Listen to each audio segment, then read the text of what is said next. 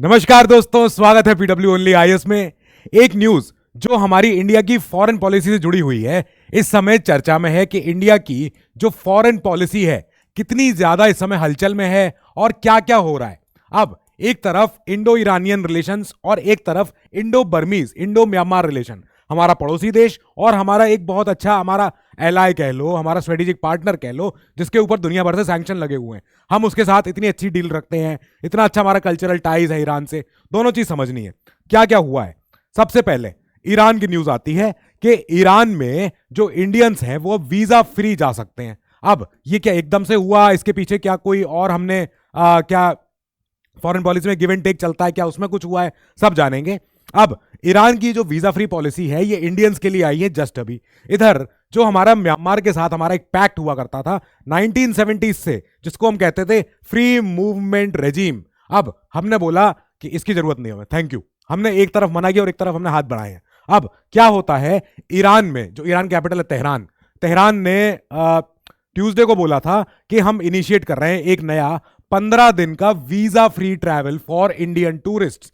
वो Indian tourist जो by air आएंगे, ओनली थ्रू द एयर, यानी एयरपोर्ट से जो लोग आ रहे हैं इंडिया से घूमने के लिए, सिर्फ घूमने के पर्पज से, वो आप आइए, बिना वीजा के आप आइए, 15 दिन तक आप एक बार में रह सकते हो और ये 6 महीने में एक बार आप आ सकते हो। ठीक है, ये भी बोला गया वंस एवरी 6 मंथ्स, यानी कि ईरान अब बूस्ट करना चाह रहा है अपना टूरिज्म सेक्टर, क्योंकि ईरान के ऊपर ऑलरेडी एक वेस्टर्न एशिया में ऐसा देश है जो शिया पॉपुलेशन ज्यादा है, जहां पे यूएस के, यूरोप के सैंक्शन बहुत ज्यादा हैं। उनको डील करने के लिए काफी ज्यादा इंडिया को मशक्कत करनी पड़ती है, क्योंकि ईरान से समझौता करना पड़ता है, उधर उधर यूएस रशिया से हाथ मिलाना पड़ता है। अब ईरान चाहता है कि जो ईरान की जो वास्ट ज्योग्राफी है, ईरान की डाइवर्सिटी इंडिया जैसी ही है, ईरान में भी स्नोफॉल भी होता है, रिवर्स भी हैं, ये यहाँ पे रेगिस्तान भी हैं, यहाँ पे नदियाँ भी हैं, यहाँ पे बीचेस भी हैं, बड़े बड़े यहाँ पे गुंबद, मॉन्यूमेंट, सारे ऑटोमन एम्पायर के पुराने पुराने स्ट्रक्चर, सब कुछ है ईरान में। ईरान की टूरिज्म इंडस्ट्री बहुत अच्छी है, even for that matter the Asiatic cheetah ये भी है। अब ईरान इसको हार्नेस करना चाहता है कि जैसे चाइनीज और इंडियन टूरिस्ट जहां भी जाते हैं वहां की इकोनॉमी को बूस्ट मिलता है, क्योंकि पॉपुलेशन बहुत है। तो अब ऐसे ही चाइनीज और इंडियंस अगर यहां पे आना शुरू करें, यहाँ की ईरान की इकोसिस्टम को, जो टूरिज्म जो सेक्टर है उसको बूस्ट मिलेगा। अब ईरान चाहता है कि हम इसको लेवरेज करें, हम इसको हार्नेस करें, कि हमारे पास कितना ज्यादा हमारे पास शो करने के लिए है वर्ल्ड में, कि हम वर्ल्ड में और खास करके मिडिल ईस्ट, वेस्ट एशिया में हम एक उभरती हुई पावर है। यही वजह है कि ईरान ने अभी हाल में इतने ज्यादा, अभी हमने देखा पिछले महीने ही जब ईरान ने कई सारे हथियार गिराए थे, पाकिस्तान के ऊपर अटैक किया था, इवन अफगानिस्तानी जो रेबल्स हैं उनको उनको सपोर्ट किया, यमन के हौथीज को सपोर्ट किया था, क्योंकि हौथीज वर अगेंस्ट इजराइल की जो इजराइल को हेल्प हो रही थी। तो काफी कुछ ईरान ने शो करना चाहा कि I am the new power in the middle east, in the western Asia, in the central Asia. अब ईरान यहां पे चाहता है कि खास करके इंडियन टूरिस्ट यहां पे आए और यहां पे बैठ के अपना यहां पे एयरपोर्ट के द्वारा ही यहां पे आए और हमारे यहां पे टूरिज्म को हमारे हेल्प करें। ठीक है, ये तो बहुत अच्छा है। अब इसके बाद हम चलेंगे कि जो इंडो बर्मीज जो प्रॉब्लम चल रही है, जो हमारा ये फ्री मूवमेंट था अभी तक का, कि ऐसा होता था इंडो कि आप जो बर्मा का जो बॉर्डर देख रहे हो यहाँ पे बर्मा के बॉर्डर, ये रहा बॉर्डर हमारा बर्मा से। अब क्या होता है कि बर्मा का जो बॉर्डर है यहां से 16 किलोमीटर हमारे इंडिया में और 16 किलोमीटर यहां से हमारे म्यांमार में, यहां पे चलती है, यानी इतने इतने रीजन में ऐसे मान लो आप। तो इतने इतने रीजन में जो लोग रहते हैं वो बिना वीजा के आगे पीछे जा सकते हैं बॉर्डर से। अब यही इशू था और इसी को ही हमारी होम मिनिस्ट्री ने, यानी कि जो मिनिस्ट्री हमारी ये देखती है सिटीजनशिप और हमारे फॉरेनर्स एक्ट को जो संभालती है वो सब देखती है, तो हमारे एमएचए ने आज गाइडलाइन दी है कि हम एफएमआर को सस्पेंड कर रहे हैं, स्क्रैप कर रहे हैं। और कोई आज नहीं बोला था, हमने 2 जनवरी को ही बोल दिया था कि हम प्लान है हमारे पास स्क्रैप करने का द फ्री मूवमेंट रेजिम, जो शुरू हुई थी बहुत पहले से। अब थोड़ा सा एफएमआर के बारे में जान लेते हैं, क्योंकि अब प्रीलिम्स आ चुका है, प्रीलिम्स में एफएमआर सीधे सीधे पूछ सकते हैं। क्या होगा कि 1970s में जब एक तरफ हमने बांग्लादेश को लिबरेट कराया है, वहीं हमने म्यांमार से समझौता किया था और हमने एक 16 kilometre of India Myanmar border के आगे पीछे जो लोग रहते हैं, हमने उनको बोला था कि आप लोगों को आवाजाही करनी हो, आना जाना करना हो तो आप आ सकते हो। क्योंकि बॉर्डर पे जो लोग रहते हैं, हम अक्सर जानते हैं ऐसे बॉर्डर्स पे रहने वाले लोगों का कल्चर, रहन सहन, खान पान सिमिलर होता है, सेम होता है, क्योंकि वो एक अब क्योंकि जो बाउंड्री वो तो पॉलिटिकल है, वो तो इंसानों ने खींची है, पर यहाँ पे ये जो बाउंड्री है ये कोई नेचुरल नहीं है। यहाँ रहने वाले जो लोग हैं उनका क्लाइमेट, उनके यहाँ की ज्योग्राफी, उनका यहाँ का कल्चर, उनका यहाँ की एंथ्रोपोलॉजी सिमिलर है, सेम है, इसलिए इन लोगों को यहाँ इधर उधर आने जाने में प्रॉब्लम नहीं होती थी। पर हमने बोला कि अच्छा ठीक है, हम इसको सुचारू रूप से रखेंगे, ठीक है। तो हमारा जो 1643 किलोमीटर लॉन्ग बॉर्डर है, अब इसमें से कई सारा, ये अरुणाचल में 520 किलोमीटर है, नागालैंड में 215 किलोमीटर, मणिपुर में 398, मिजोरम में 500 किलोमीटर, ये इतना लंबा जो बॉर्डर हमारा चल रहा है, यहां पे हम चाहते थे कि विदाउट वीजा लोग अपने आवाजाही करते रहे म्यांमार से, कोई बात नहीं, कोई प्रॉब्लम नहीं, इंडिया से भी वहां जा सकते हैं, वहां से भी यहां आ सकते हैं। अब एफएमआर को 2016 में आखिरी बार रिवाइज किया गया था, पर लेकिन कोरोना में 2020 में इसको खाली सस्पेंड किया था, 2020 में। आज 2024 में हमने बोला था जनवरी में ही कि हम अब नहीं यार, ये अब जो आवाजाही हो रही है हम इसको आगे नहीं जाने देंगे, नहीं हो सकता है। क्या है इसके रीजन, क्या क्या दिए गए? गवर्नमेंट ने बोला कि पहली बात तो हमारी सिक्योरिटी और इलीगल एक्टिविटीज का हमें थ्रेट है। एफएमआर की वजह से, इस रेजिम की वजह से कई सारे ऐसे इलीगल लोग आवाजाही करते हैं जो स्मगलिंग में ये सारे इन्वॉल्व रहते हैं, ह्यूमन ट्रैफिकिंग में इन्वॉल्व होते हैं, ड्रग ट्रैफिकिंग में ये इन्वॉल्व होते हैं, और इंसर्जेंसीज में। यानी इंसर्जेंसी होता है कि जब लोग अपने आप से ही उपद्रवी होने लग जाते हैं, जैसे हमने अभी देखा कि जो मणिपुर में जो भी हुआ, नागालैंड में जो भी हुआ था। तो हमें डर है हमारी सिक्योरिटी के लिए, साथ ही रेफ्यूजी इनफ्लक्स, जैसे हमने बांग्लादेश के टाइम पे देखा था कि हमारे यहाँ इतने सारे इलीगल इमिग्रेंट्स आ गए थे जिनकी वजह से इंडिया को कूदना पड़ा इस वॉर में। ऐसे ही हम यहाँ पे सिचुएशन ऐसी देख सकते हैं कि हमारे पास कई सारे इलीगल रेफ्यूजी यहाँ पे आ ना जाए, हम उसकी रोकथाम करने के लिए। और जो मिलिट्री कूप हुआ था म्यांमार में, अभी उसकी बात करेंगे आगे कि क्या हुआ म्यांमार में, इतना सारा जो ये इतनी सारी उथल पुथल हुई है, क्या चक्कर क्या है। तो मिलिट्री का कूप हुआ था, यानी मिलिट्री ने तख्ता पलट किया था। फिर उसके बाद से तकरीबन 40,000 रेफ्यूजीज हैं जो मिजोरम में आ चुके हैं, ये सरकार का डेटा है। अब इसके बाद लोकल गवर्नमेंट को भी अपना अपना प्रॉब्लम झेलनी पड़ती है। मणिपुर के सीएम ने बोला था कि जो हमारे यहाँ जो भी हुआ है, कुकी मेती बवाल जो हुआ है, इसमें जो है म्यांमार के इंसर्जेंसीज का हाथ है, इसमें म्यांमार के लोगों का हाथ है, ये भी सब। और इन्होंने बोला था कि भैया एफएमआर को कैंसिल कर दो, फ्री मूवमेंट रेजिम को बंद कर दो, ये सब हुआ। क्योंकि जो हमारा मणिपुर है, ये रहा मणिपुर।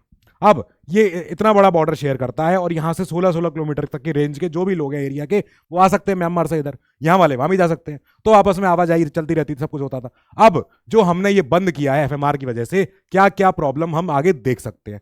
पहली बात तो लोकल कम्युनिटीज को फर्क पड़ेगा, जो कि अभी तक एंजॉय करते थे अपना डेली लाइव्स, उनकी आगे पीछे घूमती थी बॉर्डर के अराउंड ही, वो लोग who depend on cross border access for various needs, कि उन्हें भैया वहां से सामान ज्यादा अच्छा मिल जाता था, या वहां जाते थे अपने, कोई उनका ननिहाल वहां है, कोई उनका पुश्तैनी घर वहां है, ठीक है। फिर कल्चरल और सोशल डिसरप्शन होगा कि लोगों का जो कल्चर है, पारंपरिक तरीके से रहना आना जाना होता था, खेती बाड़ी होती थी, वो सब डिस्टर्ब हो जाएगा। हमें आगे ये ध्यान रखना है कि इसका एक इलाज है, अच्छे तरीके से सिक्योरिटी को मेंशन करते हुए बॉर्डर की फेंसिंग हो जाए, साथ ही रेगुलेटरी रिवीजन होता रहे ऐसी पॉलिसीज का कि भाई क्या और कर सकते हैं यहाँ पे बेहतर तरीके से। एफएमआर को अगर स्ट्रॉन्ग करना है या एफएमआर की जगह कोई नई पॉलिसी लानी है तो वो, और हमारी इंफ्रास्ट्रक्चर और ट्रेड को बढ़ावा देना है, जिससे कि लोगों को ये खले ना, ये प्रॉब्लम ज्यादा। हम कम्युनिटी को एंगेज करें, हम बोलें कि आप हमारे साथ मिलिए, बैठिए, और जैसे आप पोचिंग के खिलाफ आवाज उठाते हो, जैसे जो हमारी लोकल कम्युनिटीज होती हैं,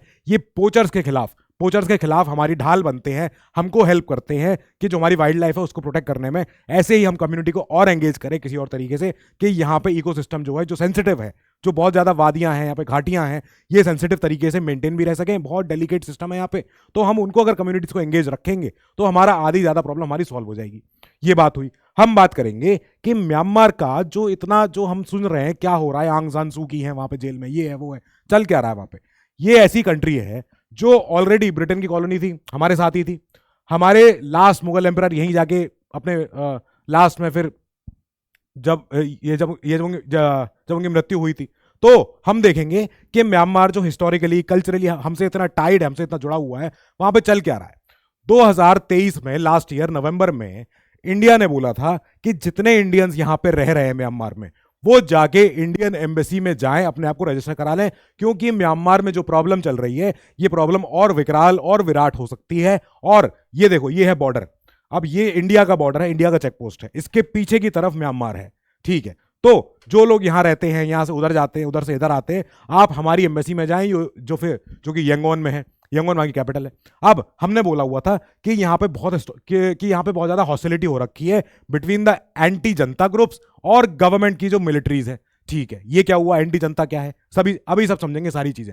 कि यहाँ पे इंडियंस को बोला गया कि अगर जितना नेसेसरी ना हो मत जाना, पहली बात। दूसरी बात, अगर वहां हो तो अपने आप को रजिस्टर करा लो कि साहब हम यहाँ रहते हैं, हम यहाँ पे रखाइन स्टेट में है या हम यहाँ पे शगाइन स्टेट में, जहां भी आप हैं, तो खुद को रजिस्टर करा लो ताकि आपकी एक बार एंट्री हो रखे, ताकि आपकी बार डिटेल हमें सब पता रहे।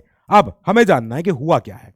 आप देख रहे हो ये पिक्चर्स, इसमें कुछ कुछ समझ में आ रहा है कि ठीक है, एक तरफ तो मिलिट्री है, एक तरफ जो म्यांमार की जो प्रेमियर थी आंग सान सू की, ये है। फिर हम देख रहे हैं कि मिलिट्री की पिक्चर है यहाँ पे लोग खड़े हैं जो आंग सान सू की का पिक्चर लिए खड़े हुए हैं, और ये कुछ ऐसे लोग हैं जो आर्मी जैसी कैमोफ्लेज वाली ड्रेस पहन रहे हैं लेकिन आर्मी नहीं है। तो ये लोग हैं जो हैं रिबेल्स। अब क्या हो रहा है, वहां पे हुआ ये था कि वहां पे हुए थे इलेक्शंस 2020 में। इलेक्शन जब हुए उसके बाद इलेक्शन में आंग सान सू की जीतती हैं। आंग सान सू की जब इलेक्शन जीतती है, सरकार बनाती हैं, तब मिलिट्री कहती है नहीं नहीं नहीं, जो इलेक्शन हुए ये तो बिल्कुल फ्रॉड हुए थे, ये तो गलत है, हम नहीं मानते, रिजेक्टेड कर दिए, रिजेक्ट। फिर तख्ता पलट होता है, मिलिट्री ने तख्ता पलट किया और इनको गद्दी से उतार दिया। इसके बाद से ही वहां पे लोगों ने अपने आप को मोबिलाइज किया, सड़कों पे उतरे लोग, और उन्होंने कहा कि हमारी चुनी हुई सरकार, हमारी डेमोक्रेसी क्या हुआ, कहां गई। तब उनको तब इन पे बहुत भयंकर क्रैकडाउन होता है, ह्यूमन राइट्स का वायलेशन होता है लोगों का। फिर ये मिलिट्री कहती है नहीं नहीं हम करवाएंगे चुनाव, और उसके बाद जो आएगा रिजल्ट वही आएगा। ठीक है, फिर इसके बाद ऐसे लोग एक साथ जुटते हैं जो लोग इनके सपोर्टर होते हैं और कहते हैं अब हम रिबेल करेंगे, अब हम अपने आप को मिलिशिया बनाएंगे, अब हम जिसे कहते हैं यूनाइटेड नेशनल यूनिटी गवर्नमेंट बनाएंगे, पीपल्स डिफेंस फोर्सेस बनाएंगे, और हम जो जनता मिलिट्री है, एक्चुअल में जो यहाँ की मिलिट्री को कहते हैं जनता फोर्सेस, इनकी साहब की, तो इस मिलिट्री फोर्सेस को अब हम सबक सिखाएंगे, ये सब करेंगे। इसी बीच में इंडिया का स्टैंड हमेशा रहा कि भैया ये सब मत करो, प्रॉब्लम आसपास वालों को होती है जब भी आपके घर में दंगा फसाद होता है, और हमें देखना पड़ता है कि हमारे यहाँ इन्फ्लक्स या रेफ्यूजीज या हमारे यहाँ और ज्यादा रखाइन स्टेट से जो लोग आते हैं वो प्रॉब्लम ना क्रिएट हो ज्यादा ज्यादा। ये था इनकी हिस्ट्री का चक्कर कि यहाँ पे ये सब इन्होंने झेला है, ये सब देखा है। फिर इसके बाद हम आगे चलेंगे, हम बात करेंगे कि अब ये सारे जो कूप के बाद इतना सारा कूप डेटा हुआ था, ये जो तख्ता पलट हुआ, इसमें इंडिया के एंगल से क्या इंपॉर्टेंट है। हमारे लिए सबसे इंपॉर्टेंट है इन्फ्लक्स ऑफ म्यांमारीज नेशनल्स, जो कि हमारे नॉर्थ ईस्ट के बॉर्डर्स के सारे आसपास यहां से आ सकते थे। ठीक है, अब आप यहां पे कुछ इंपॉर्टेंट सिटीज याद रखना, जैसे एक तो है खम्पत, फिर एक है शिन स्टेट, फिर एक है रखाइन स्टेट, फिर एक है रिखाद्वार। तो ये जो सारी सिटीज हैं, ये सारे जो प्रोविंसेस हैं यहाँ के, ये सब के सब इंडिया के बॉर्डर से बहुत पास हैं, और इन बॉर्डर्स पे रिबेल्स का कब्जा हो रखा है। रिबेल्स का कब्जा होने का मतलब है कि यहाँ पे लॉ एंड ऑर्डर की अभी इस समय कोई बात नहीं हो रही है। अब इस समय वहां कुछ नहीं है, जो है सो है, बस सब कुछ है, सर्वाइवर ऑफ द फिटेस्ट हो रखा है। अब यहाँ पे बहुत ही दो इंपॉर्टेंट टाउन्स हैं जिनका नाम है रिखाद्वार और खम्पत। तो ये रीजन हमारे बहुत ज्यादा पास है। अब यह मिलिट्री कह रही है कि नहीं नहीं हम समझौता करते हैं, हम दोबारा इलेक्शन करवाते हैं। तो ये साहब जो मेडल पहने हुए हैं ये कह रहे हैं कि नहीं नहीं अब इलेक्शन होंगे, यहाँ पे अच्छे से होंगे। अब देखो जब होंगे इलेक्शन तो हमें समझ में ये आया कि इंडिया ने इस समय दोनों तरफ से अपनी फॉरेन पॉलिसी को मजबूत रखा है, ताकि हमारी डोमेस्टिक फ्रंट पे हमारी सिक्योरिटी है वो एनहांस्ड रहे। ठीक है, तो एक तरफ हम ईरान के साथ हम एक पैक्ट में आए हैं जहां पे हम वीजा फ्री ट्रैवल जो हमने पाया है, और दूसरी तरफ हमने एक प्रॉब्लम सॉल्व करी है जो 1970s से हमने एफएमआर इशू जो था हमारा, कई लोगों ने नॉर्थ ईस्ट में इसकी पहले ही बुराई कर रखी थी कि ऐसा क्यों किया आपने, हमें नहीं चाहिए था ये। फिर ये एफएमआर आज जाके बंद होता है। अब इसके बाद इस न्यूज में आगे डेवलपमेंट क्या होगा और क्या होता है इसमें, we will follow it up. Till then you keep studying, stay safe, good luck.